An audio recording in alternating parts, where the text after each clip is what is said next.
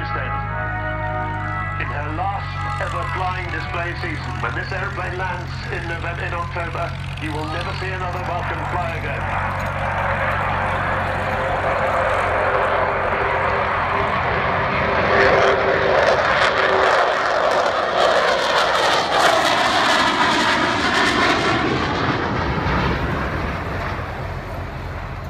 Starting at about 160 knots, 184 miles an hour, and accelerating up to 300 knots. And pulling away off to our left to come straight in from the far side of the airfield. And the noise there coming from 4 Rolls-Royce Bristol Olympus engines, 202 engines, 16,500 pounds of static thrust each, total of about 65,000. The same engine, a later model, was the engine that powered Concorde. Of course, the Concorde ones had reheat. This was not a supersonic aeroplane, the Vulcan, but if you look at the shape, and if you extend that shape by about 1 3/4, you do actually get recognisably Concorde. The shape that was to become Vulcan, first drawn on a scruffy piece of paper in 1946 by the man who designed the fantastic Lancaster, Roy Chadwick. He died in 1947 in a crash, and he never saw his brilliant design fly. Nor did he see it become the first successful operational delta wing aircraft in the world, rather like R.J. Mitchell not seeing his Spitfire into RAF service. So watch now as Bill Ramsey takes the aircraft into a spiral climb.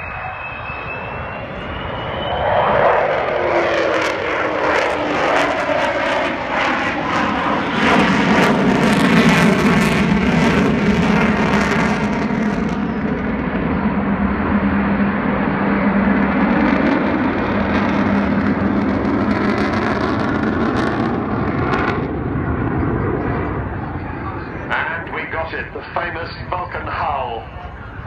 There are different explanations for how that happens. The easiest is that people say it's a bit like blowing over the top of a Coke bottle. You've got 2 engines on each side with a single intake, and under certain conditions you get that wonderful whistling sound. She's getting her wheels down now. She's not going to land here. The runway's not long enough, but we will see her fly by with her wheels down.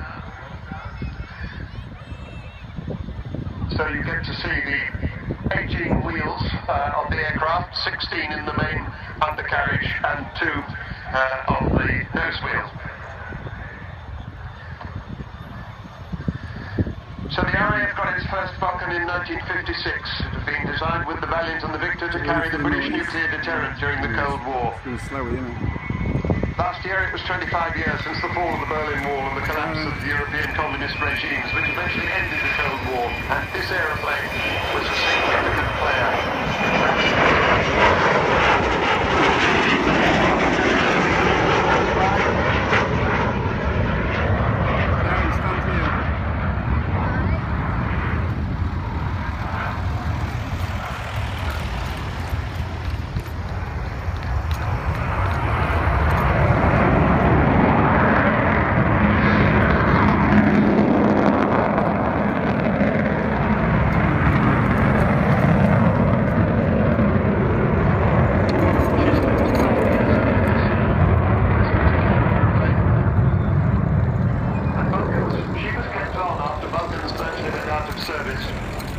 As part of the Vulcan display flight, because then as now everybody loved her so much they wanted her to keep on flying as a display aircraft.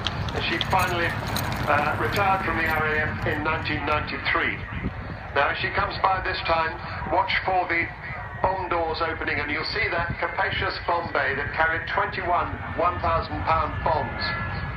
So Jonathan Lazari, the AEO, is opening the bomb bay as she goes by.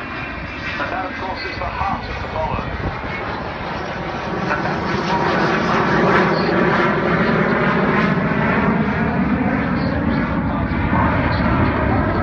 from Ascension Islands, 7,000 miles round trip. He was supported by 11 Victor tankers. And he had 18 refuelings in order to get that bomb load to the Falkland Islands and bomb the runway at Port Stanley. He dropped all 21 1,000-pound bombs and they hit the runway with 2, and that was about par for the course because these were dumb wartime bombs. if you wanted to make sure of hitting a point target, you had to have lots of overkill. So they did what they were supposed to do, and they eventually got back. Martin Withers was awarded the DFC, and it was a turning point in the Falklands War. It gave the Argentines pause for thought, and they didn't station their fast jets on the Falkland Islands, which was significant in the prosecution of the war.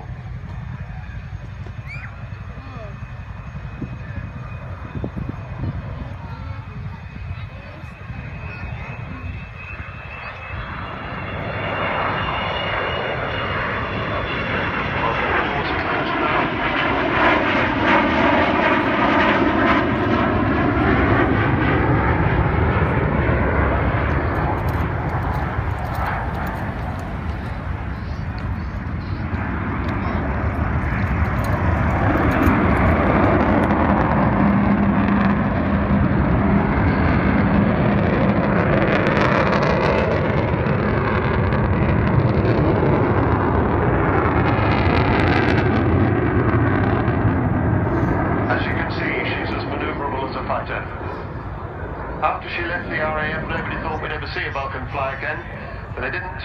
They counted without two people in particular, but lots of others. David Walton, who bought this aeroplane and all the spares, and Dr. Robert Fleming, who eventually formed what is now the Vulcan to the Sky Trust. And she eventually flew again in 2007. So